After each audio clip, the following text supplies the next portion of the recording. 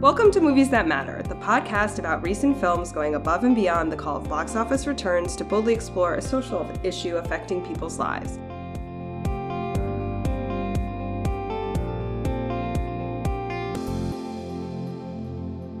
I'm Nicole Finari, and with me today is...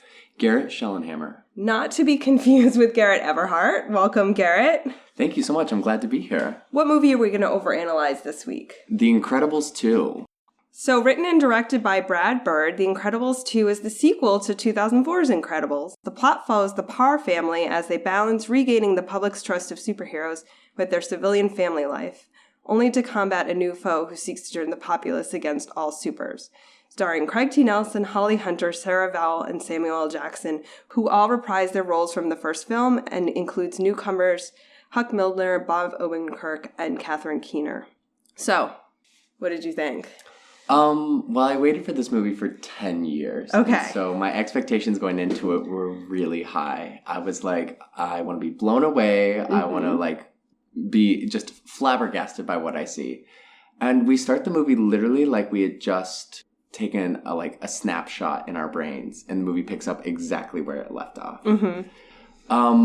And that was a unique twist for a movie with a 10-year time span. No time had passed whatsoever. So the exact same plot line from the first movie carrying over to the second movie. Of course, then we introduced new villains and new supers and a whole new shifting of plot. So overall, I was like, this is good. But I had some points where I was like, oh, we kind of missed the mark and it wasn't that incredible. Okay, so... I had seen The Incredibles. I didn't see it in the theaters when it came out. I saw it on video later. But sometime near its original. And I remember thinking, this movie stinks. And then I watched it again and I was like, oh, and in the intervening years, it's only gotten more sexist. It doesn't age well. It's basically about a man, a very selfish man with anger management problems. Absolutely. Who puts himself ahead of everybody around him. And all the women are portrayed as sort of nagging, shrewish wives. So I actually had pretty low expectations going into this one. And it was a little bit better, but it just wasn't as cohesive of a movie as the first one. It was overstuffed to me.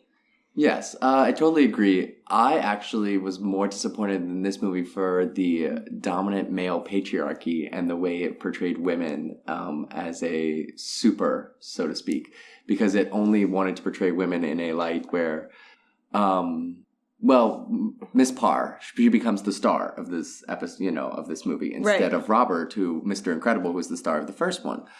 But we don't want, Elastigirl to be the super because she is amazing. We want her to be the super because she is what the world wants. We want a pretty face and a woman who is recognizable with a good, nice outfit, who is kind and compassionate. But literally, that's not what anybody in superheroes want. They want the badass. They want somebody fighting crime. They want somebody who, pushes a little bit of boundaries to get things done. And so I felt like we were picking Elastigirl just to be more, oh, you're a nice-looking woman. We want to, show off your attributes and your features to get you to do what we want versus actually showing off her superpowers and what she is known for as Elastigirl. I guess to me, when they were he's just destructive and isn't very good at this whole superhero business, we're picking the woman instead, seemed very resonant and on point to me as a woman. I was like, yeah, that sounds about right. And I want to get into some of that stuff later as we dive into sort of the social issues brought up by the movie, but sticking to just sort of the movie at hand. So I always find it a little bit hard to evaluate some of the animation aspects. I'm certainly not an expert. I did think the action sequences were really good. There was one point where I got sick to my stomach. Yeah. I'm really susceptible to that. No, the animation was on point, and I really follow a lot of animated movies, and I thought, especially carrying over consistency from the first movie where so much has changed in 10 years in the world of animation, the world of drawing and rendering, and how we look at animated movies and how we're actually producing them. The consistency at which you produced from the first to the second, keeping everybody intact while also using new 3D modeling and rendering to really capture movements in people, especially with Elastigirl, who has a unique ability to flex and move her body in different unique ways. I was really impressed with the consistency, but I was also a little deterred that, like, I felt like we took the bar down in terms of animation. We added more supers that were more kid-friendly, and you can't see me, but I'm putting that in quotation marks. Because, you know, the 5 new supers that were introduced were all, like, very vivid colors and different sizes and not real body types. Something that would look great for an action figure. Right. So, the marketing. Yeah. And so I was kind of like, we didn't need to add all 5 of those supers to this. But I assume there will be probably some spin-off later with them. But it was just more of the animation itself was great in the fact of the consistency and the rendering and the drawing. But if you look at the other elements that were introduced, they tried to go opposite of the first one, where it was more adult themed, definitely, in the first Incredibles. And this one, I felt like we focused so much on Jack, the baby, and the kids that it was more just like, how can I bring this back to a child audience? Yeah, I mean, I felt like all the Jack stuff. So there were just so many things that just didn't advance the plot. And all the Jack stuff, it was funny, but it was just too much. It was overstuffed into this movie. I'm like, stick to the topic at hand. Like, you know, one silly scene with Jack doing stuff with the raccoon would have been fine. But then having the whole extra part with Aunt Edna or whatever was superfluous in the movie to me. And just a way to bring back her character that I thought didn't land. I agree. And Jack having infinite amount of powers was like, just annoying. I remember sitting there one time, I'm like, okay, we saw at the end of The Incredibles 1, Laser Eyes, the Metal Baby, the Fire, and the Demon. I was like, that's cute. Like a little baby running through 4 different powers until it picks one. But I think 8 or 9 different powers, and some of them had no purpose at all. Like when he blows up for no apparent reason, I'm just like, I'm sitting there like, okay, this was a waste of 30 seconds that didn't do anything for the movie. Right. Yeah, and I found it a bit long. Like, I was a bit wearing. I got tired of it after a while. But as you will soon discover as we go through our movie journey together, I have a really short attention span. Like, really short. I did like the action sequences. I complained so much about CGI in regular and, like, live action movies, so I'm like, yeah, just draw it all. Like, the difference between real and not real doesn't exist here. It's all not real. I know people love the 1950s sort of aesthetic with the modern technology. I find it frankly jarring. It doesn't come off for me. It's not necessarily a criticism. I think it has a very strong aesthetic, which I appreciate that it has a strong aesthetic. I just don't like the aesthetic that they chose. Yeah, and, you know, the fake city, I can't remember its name now, that the... I want to say Metropolis. Yeah, I was like, yeah. It was like close, but not quite Metropolis. I was like, what are we doing here? I'm confused. It's this very nostalgic, like, what I imagine someone who had never experienced a fake city before would draw. Like, oh, there's buildings, and there's transportation, and there's people. But that's about as far as they get. They don't, like, advance the city in itself anyway. And those are kind of background things that some people don't notice and don't care about. But I'm with you. It just doesn't mesh with, like, here are supers living in the real age right now who are having these incredible experiences, finally discovering themselves and coming out and being like, oh, hi, we're here, we're proud. Like, you know, we want supers to come back. But it kind of felt like, you know, again, not to get into the social piece, but a little stuck in, like, you know, a civil rights type of movement and how we're, like, still fighting to get back to where we wanted to. So I was kind of just like with you. I was like, it would have been great if you could have just based it in 2018 and called it a day. Yeah, I mean, the total glorification of the 50s, it must end. I'm tired of it. So a couple of also in the world building, at no point are those children ever wearing seatbelts when they're in a moving vehicle. And I'm like, why is this a world without seatbelts? Like, it's just like dumb elements like that. Or the inability for anybody in the world who can't see past a super's mistakes. Like, oh no, this giant villain almost wrecked our town hall, but it's the super's fault because they stopped it but did some destruction at the same time. Like, there's no forward thinking in this movie, and it was just kind of one of those things you're like, really, no one's sitting here like calculating like, oh, we almost like got destroyed totally, but the super saved us. I don't know. I felt like actually the weakest part of the movie was that I agreed with the villain. I was sort of like, what is the point of these people? Because they haven't, I think, sort of unwittingly, they haven't had, the villains haven't been super themselves. And so then you just don't get why you need another super to counteract them. And so that's sort of been a problem.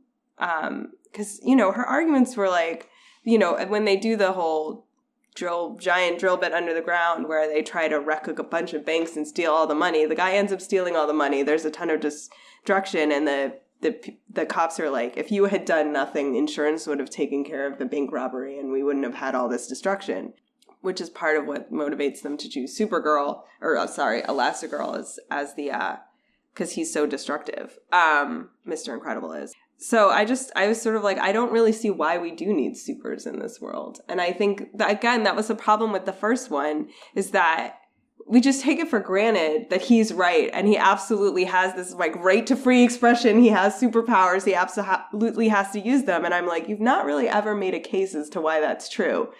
No, I agree. I disagree with the fact that we don't need supers, because I think that plays into a whole like, they didn't ask to be supers. They didn't, as far as we know, they're born with supers. They're not, invented later on or anything like that. So the villain this time then used her intelligence and her gift for inventing to become a super. Same concept as the first movie. That was my biggest flaw in the villain. It was the exact same villain from the first movie, except for it was a woman this time, and she used the internet versus using technology that he invented. Well, she used hypnotism. Right.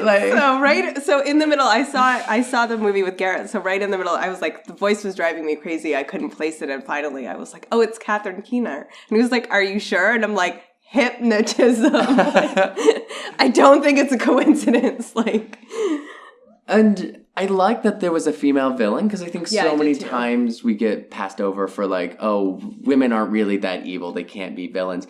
And she was an amazing villain, in my opinion, because she was to the point where she had been, and this isn't about her emotionality, but her life had been destroyed by supers, because supers had not been there to save her parents, because her parents couldn't think far enough in advance to do the right thing. They wanted to rely on superheroes. And I think that's what the movie kind of hit at most, is like, we can have supers to support. We don't need to rely on supers to save us. We have other technology and other abilities to get there, and supers could support that really well.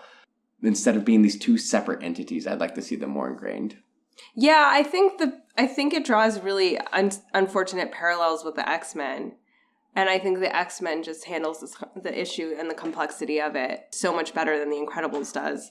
I mean, I get that The Incredibles is a kid's movie, but you've taken this topic on, and I didn't feel they made their case. Partly because the villains were able to give themselves superpowers through technology. So you're like, so average people could be fighting this off. They know how to do it. I don't know. Well, even when we introduced 5 brand new supers who we had no idea had existed, I thought there was a nice, The Incredibles did their job covering, gender, age, race, with the new supers, really trying to get some diversity in there. But when we tried to get diversity with new supers, we kind of got off the point of like, supers are special, and it was almost like supers were coming out of the woodwork, like right and left. Mm-hmm. Like, oh, now everybody's kind of super, and we're just hiding this ability. I think that's a nice parallel comparing to the X-Men, who does the complexities of their universe. We'll follow one of the 21 plot lines and timelines in X-Men, but they do a really good job of like, they're outcasts, mm-hmm. and society doesn't want them, versus the Incredibles. It's like society wants them, the government doesn't. And so, a lot of people are like, supers are great. We want supers. They're amazing. And then you have the first movie where like everybody hated superheroes. So it's this weird dichotomy flip again that was like, we want things in cycles. We want supers. We don't want supers. That's a valid point, and I think that is realistic that we do want things in cycles. So one of the things I think that Pixar just does outstandingly well is voice acting. So I give credit to, a lot of the people were reprised. I will say Sarah Vowell as a voice actress is so distracting because I'm so used to her work on This American Life. She did a really, really good job, but personally I was like, it's Sarah Vowell. She's in a kid's movie. Like, I couldn't, like, it was jarring for me. That's no mark against her. Yeah, I thought Catherine Keener was great. I thought Bob Odenkirk was great. Like, they always really bring it with the voice talent. Yeah. Catherine Keener blew me away with her ability. I mean, like, you know, so when they're doing voice acting, you're watching it first, and then you're hearing it, and then you're practicing it, and then you apply it, you know, several times over to get it right. And one of the things I've always admired about her is, like, I feel like I'm there with her. Versus, like, when I'm watching, you know, Elastigirl or Mr. Incredible sometime, I'm like, I feel like I'm there with the character, not the person who's... Sorry, let me rephrase. I feel like I'm there with, you know, a person rather than the character. And so, you know, our villain here, she is just so ingrained in, like, she watched the tape and you can tell she's doing the eye movements with her character. Versus sometimes Mr. Incredible and Elastigirl, I'm just like, you're reading from a script. And I kind of miss it because Mr. Incredible's voice is so loud all the time that I'm just like, why? Why do we have to have him shouting at every inch of, like, every screen? And Dash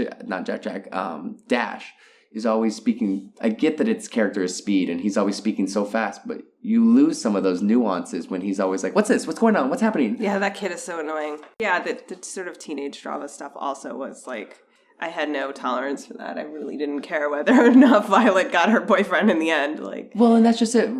Violet was like, I mean, a middle schooler. Sure, she was still a teenager in the first movie, but she was so shy in the first movie to make such a transition flip when it's the exact same timeline that, like, she went from being shy and kind of like emo almost to being like this aggressive teenage girl who's like, I hate everybody, everything sucks. And you're kind of like, what? And I didn't understand why the first movie is all about family too. And then all of a sudden in this movie, everyone's like trying to pawn the baby off on somebody. Like, nobody wants to watch the baby. I'm like, the first movie was literally about building a family and closeness. Now everybody's like, I've got my own thing to do. Somebody watch the baby. Yeah.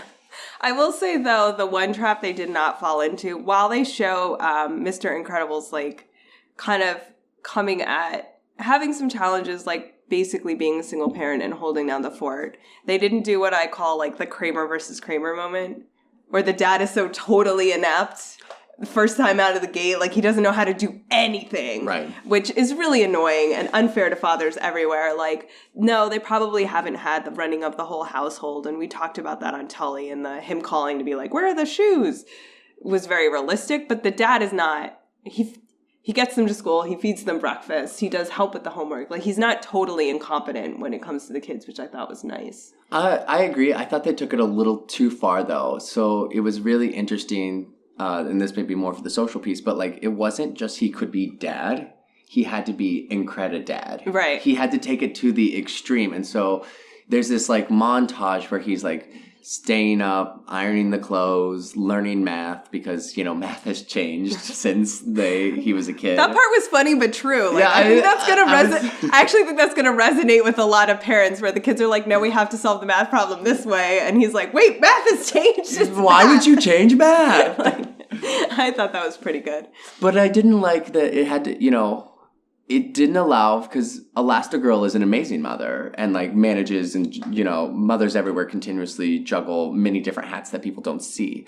And so I like that in the first movie we kind of got to see her be both. But here it was like, no, if I'm going to not be a super dad, I'm going to be Incredi dad. Right. And I have to do it the best because I'm better than, you know, there's that chauvinistic piece that wove itself in, that male-dominated patriarchy, like, I should work, I should be the breadwinner, I'm the male, I'm Mr. Incredible, you're just Elastigirl. And, like, even the line in the movie where he was like, well, we can do it, you can get famous so I can get famous. And I was like, yeah, wow, kids are going to look at that and be like, oh, so if daddy's not happy, mommy can't be happy. You know what I mean? And that was a little off-putting to me.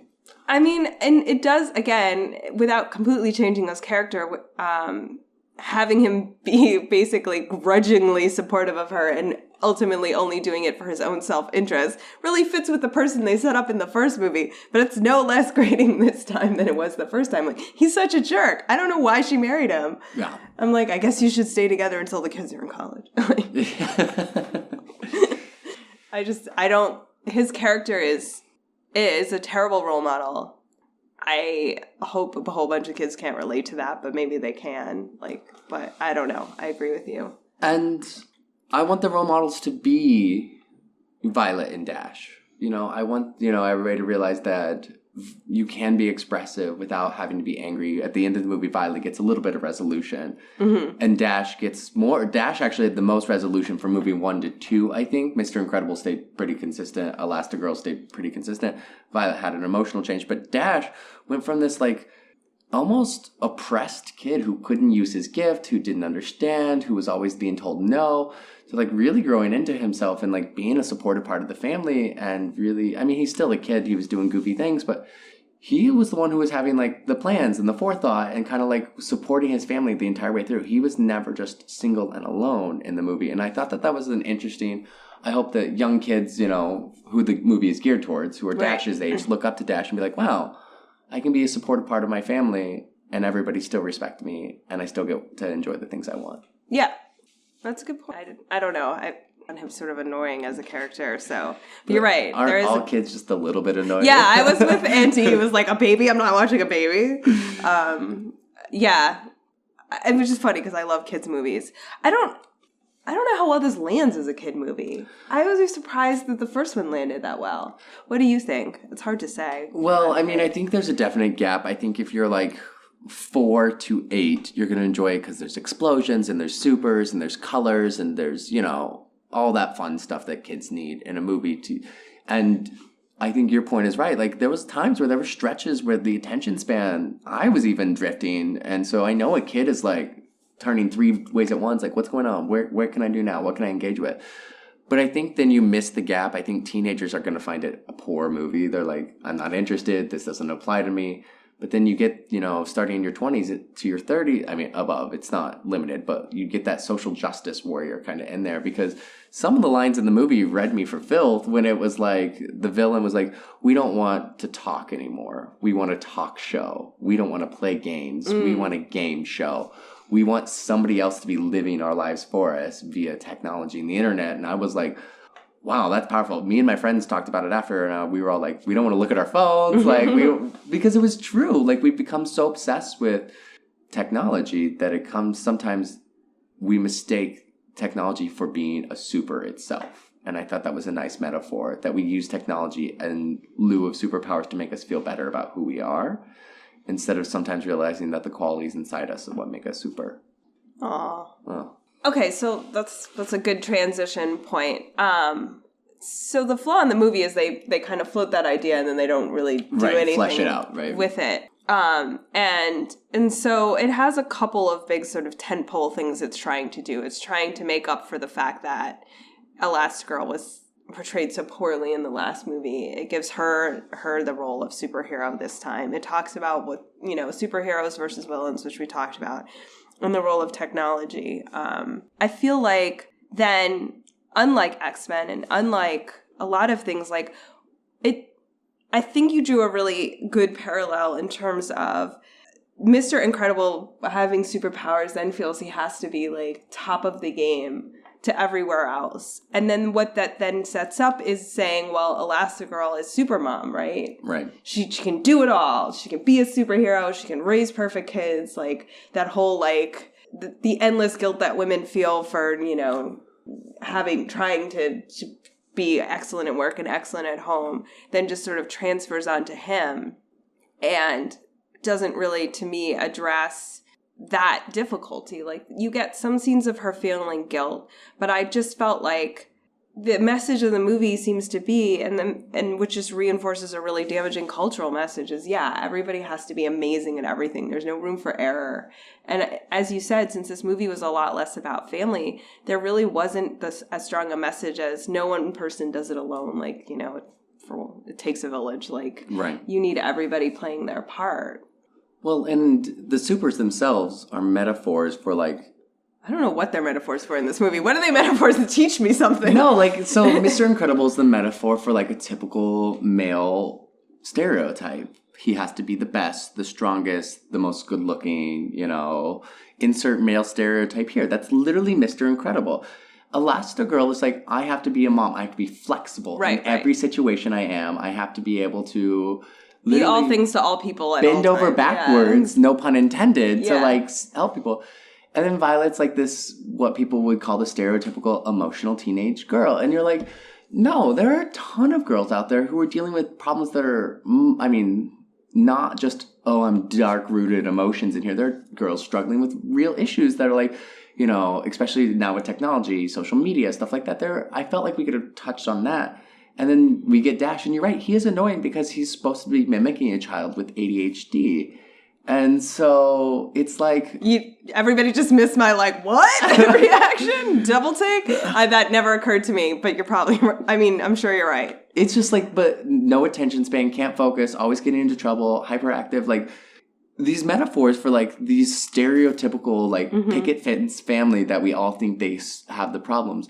But you're right, there was no room for error. If you strayed outside of your character zone and you didn't do what was asked of you, it was like, oh, you're not good enough anymore. You're not contributing to society. You're not contributing to the superpowers that we need you to right now. And then that's kind of when I was just like, man, we really needed this villain. The Screenslayer. I wanted to say soothsayer, but that's the Screenslayer. Like, we've all become so predictable to our realities that we are prescribing roles to everything. And I think it was a nice wake-up call to be like, hey, this is the theme of like, this isn't about your kids looking at screens. This isn't about us looking at screens. This is about us setting expectations from interweb interactions that have set precedents for like what we expect stereotypical people to be. And she was trying to break that, saying, you can't rely on these things. We have to break them and survive on our own, so that her parents could have survived if they would have not relied on the expectations of the supers and lived in reality. If they had thought for themselves. Right. I mean, that was the big thing. So the parents, for those who haven't seen the movie, so the parents die because instead of their house gets broken into, and instead of going and hiding in a safe room, which was in the house, they just wait and call two superheroes and expect to be rescued, and then they're not. Yeah, I think that's a good point, and I think I'm trying to think, like, are roles calcifying for us? Are we feeling like that things are defined more rigidly by society? I mean, I think that was, what the complaint about the 1950s was, right? Yeah. There really wasn't room for any different kind of person. I feel like things are a lot more free. Okay, since you're here, like, here's a good example. Like, I know we just had Pride Month, right? Mm-hmm. Like, we just had Pride in DC. So I know a lot of people have complained, like, you're just trying to make gay people like straight people. Like, there's, a debate in the community about, like, gay marriage. And it's like, wait, no, we didn't do this so we could just get married and have kids and go and fit back into this sort of dominant cultural norm. Right. But that really has been the sort of trend. Yeah, the push is now, okay, well, now if you're going to get married, I want you to be having kids. I want you buying a house. I want you moving out of cities. And I want you investing more back into our future. And that's not where we are. Like, just because LGBT community, like, has the right to, was afforded the right, I should say, because, I mean, it was came down. They were afforded the right, finally, which should have happened a long time ago, but they were afforded the right. But then it was like, great. Now, do as I do. Right. And the, non-LGBT community, whether that's heteronormative or whatever you like to call that, words we can talk about later, whether it's heteronormative, they want us to, like, move back into, like, a box and be like, okay, great. So now you have the right to marry. When are you having kids? When are you buying that white picket fence? When are you supporting my school system better? When are you going to start giving back? And you're like, people don't have to, like, or even forcing women. We can remove it from LGBT community and be like, why is it that every woman who, most people meet in their 28 to 30s, oh, are you settled down? Are you thinking about kids soon? And you're like, piss off. Like, I don't need that in my life. To tell me when and where I can have kids and why I can't. Yeah, I think it goes back to the cycle thing. It's really interesting. It's like, you have this flourishing of, like, under oppression of gay culture or feminism or, like, what have you. And then once it becomes sadly unoppressed, like, once some rights and are given, then it just switches into, okay, now you have to assimilate completely into the dominant culture. And how much has the dominant culture, how much is a two-way street? Like, how much did, straight people change once we were sort of openly mingling with queer people? I think I think open marriages are more common, or polyamory probably came out of the idea of a sexual freedom. But I think you're right. I think there's such a strong tendency to revert back to rigid roles that everybody feels comfortable with. Like, I know your box. Right. If I can check your box, it means I can control your box in my own mind. Not whether physically or mentally, but like in my own mind, oh, I know this box, so I can check it. I can make judgments about it. I can make decisions, and I can decide its worth. And if it's worth more or less than me.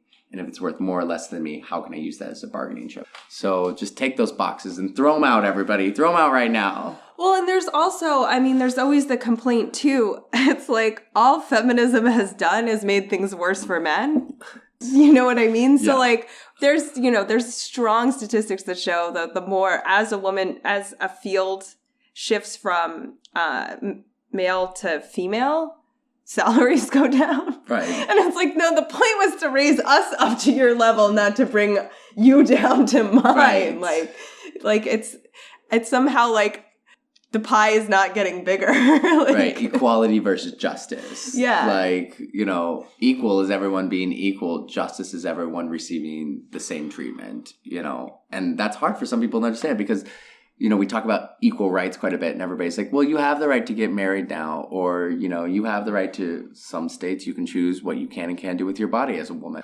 But that's not justice. Like, if it's good, there's this old saying, if it's good for the goose, it's good for the gander.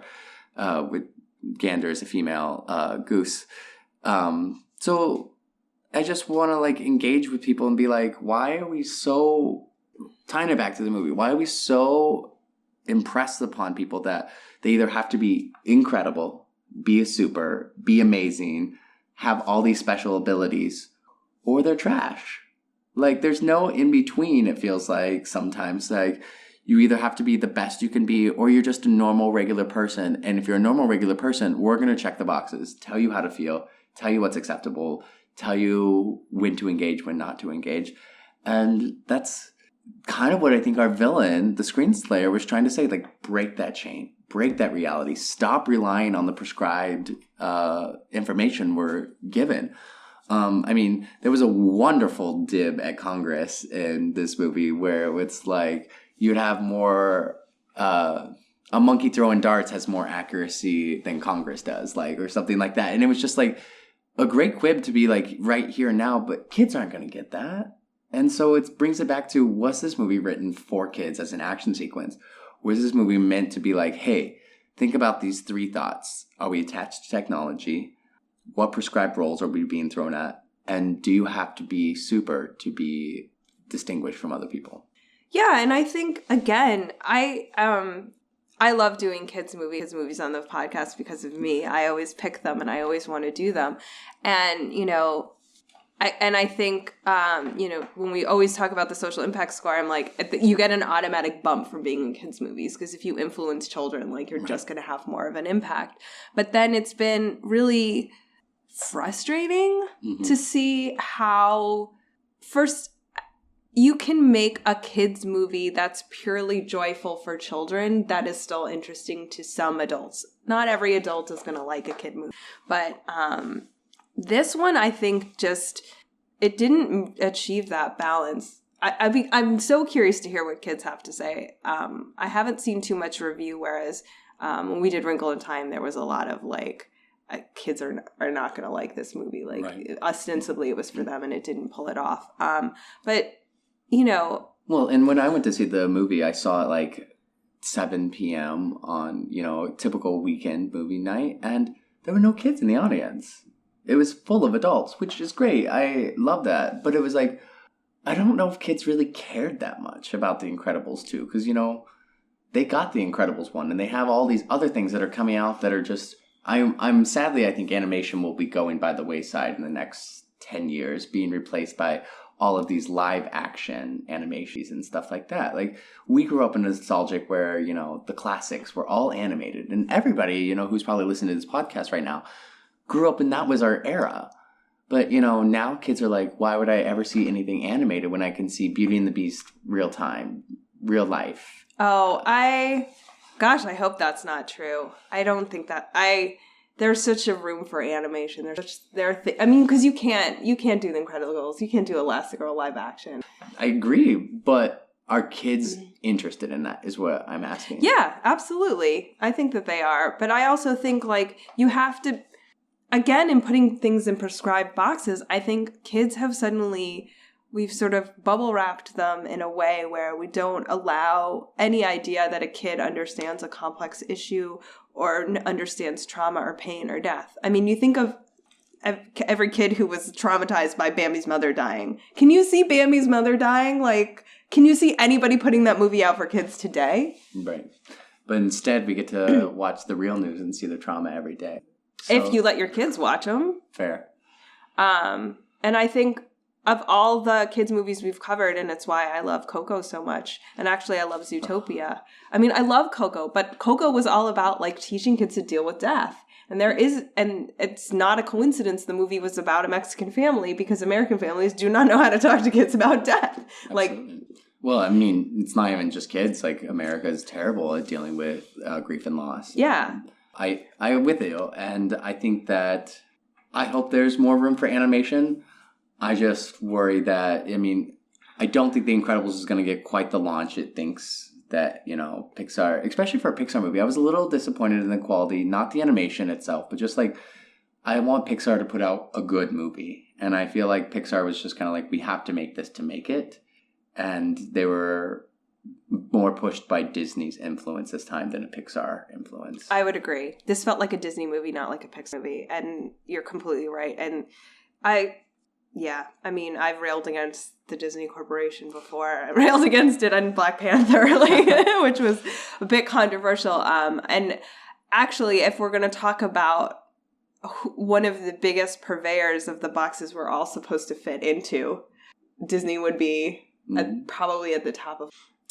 Yeah, no, I mean, I love Disney for what it used to be.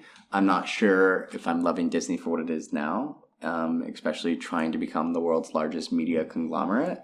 And I think they're losing sight of what Disney used to be and they're more focused about a box office number now than they are about how their movies are impacting social change.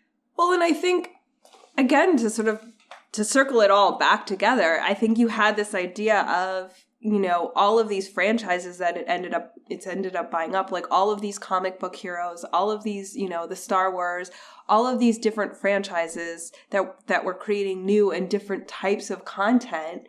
They flourished, and now they've been consolidated and sterilized and sanitized and mainstream. So it's like, it's exactly the same parallel we were talking about in society.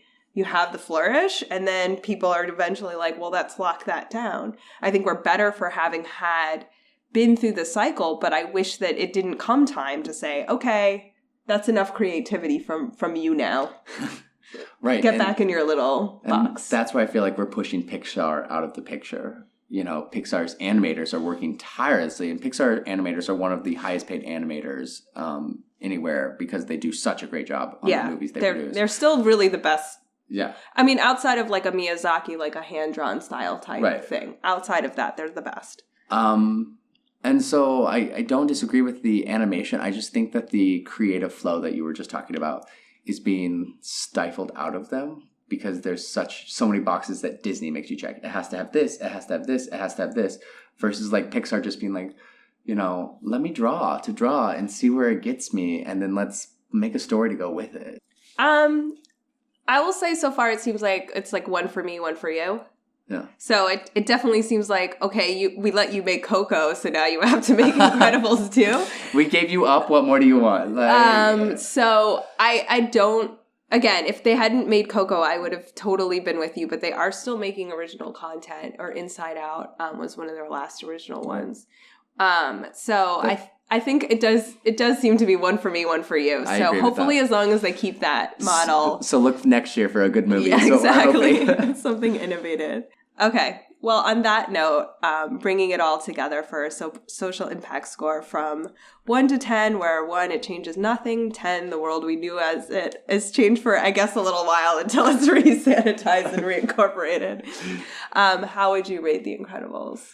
I'm going to give it now at its first opening a 5, and I look for it in 5 to 10 years to be a 7, because we'll look back and be like, oh, it's one of those that ages with us a little more, and be interesting. Like, we'll be like, oh wow, maybe we should have paid attention a little bit more to what was going on. Okay, I'm gonna give it, I think, a 4. I think there were we didn't touch on this, but I mean, you did a little bit. There were some really nice things that just sort of advanced society forward in terms of there were actually a lot of drawn people of color in this movie. Yeah. Like, just crowd scenes were not just white people. And I was like, oh. There was a lot of age incorporated, too. Mm-hmm. You know, one of the new supers was an older man. And I was like, wow, that's something we haven't seen before. Yeah, that's a really good point. And international people. Yeah. The female villain, female ambassador, and then putting Elastigirl front and center of this movie. And actually, again, it is an overturn of the patriarchy to see a man be a competent father. I think while I agree with you, like, he doesn't change completely, it's still nice to see him say, like, I actually want to be good at this job. This isn't something I'm just doing because I'm now stuck with this role. Like, the kids are important and I have to do this. So I give the movie credit. So I'm going to plug a book I've been recommending all over town. I'm going to plug 2, actually. We're going to sneak a second one in there since we have space for it. 1, The Power by Naomi Alderman posits an alternative universe where women are physically more powerful than men, and what happens because of that is really interesting. And then a friend of mine who was having the gayest year ever asked for book recommendations, and out of the past, I remembered this amazing memoir called Confessions of a Failed Southern Lady by Florence King. And it is about being a lesbian in, like, the 50s. It is such a fun, amazing, wonderful read if you are having the gayest year ever, if you are not having the gayest year ever.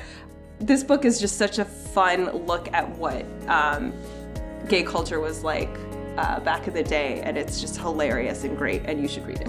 Yes. We hope you enjoyed this episode of Movies That Matter. If you did, take a second to leave a review on iTunes and recommend it to your friends. Check out our website, moviesthatmatterpodcast.com, for links to things we've discussed and to visit our store. If you want to talk to us, leave a comment on our Facebook page or on Twitter with our tag @MoviesMatterPod. Also check Twitter to find out what movie we're overanalyzing next. And remember, movies matter. And so do you. We'll see you next time.